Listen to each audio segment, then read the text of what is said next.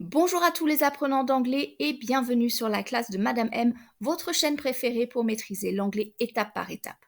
Aujourd'hui, nous plongeons dans le monde du conditionnel. Ne vous inquiétez pas, c'est plus facile que ça en a l'air. Let's go!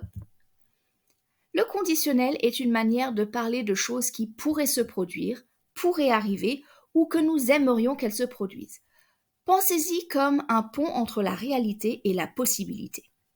Et il existe 4 types principaux de conditionnels en anglais. Le conditionnel 0, le premier conditionnel, le deuxième conditionnel et le troisième conditionnel.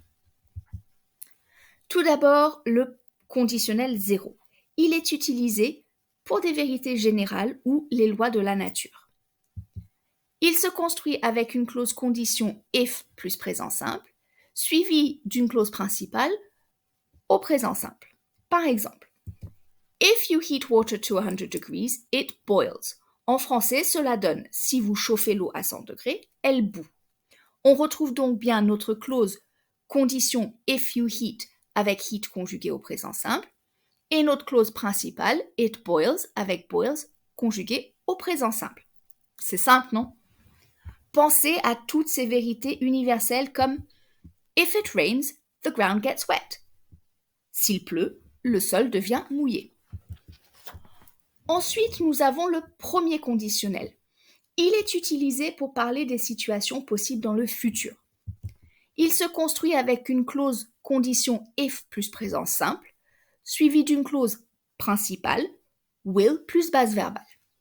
Par exemple, if it rains tomorrow, I will take an umbrella. En français, s'il pleut demain, je prendrai un parapluie. C'est pratique pour prévoir le mauvais temps. Un autre exemple serait if I study, I will pass the exam. Le deuxième conditionnel parle des situations hypothétiques ou imaginaires dans le présent ou le futur. Il se construit avec une clause condition if plus prétérite et une clause principale would plus base verbale. Par exemple, if I won the lottery, I would travel the world. En français, si je gagnais à la loterie, je ferais le tour du monde. On peut toujours rêver, n'est-ce pas?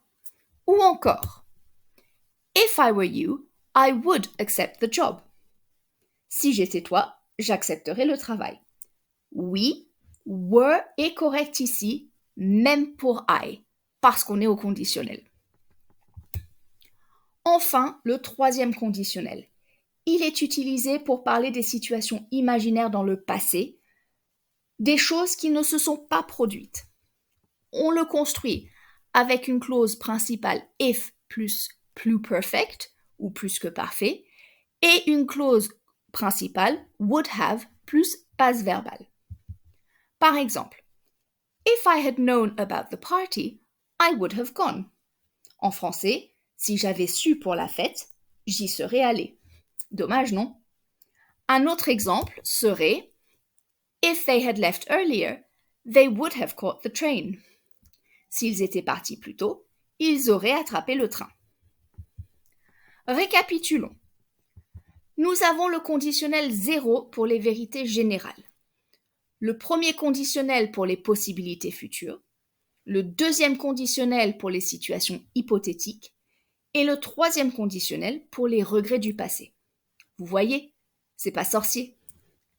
Merci d'avoir regardé cette vidéo sur le conditionnel en anglais.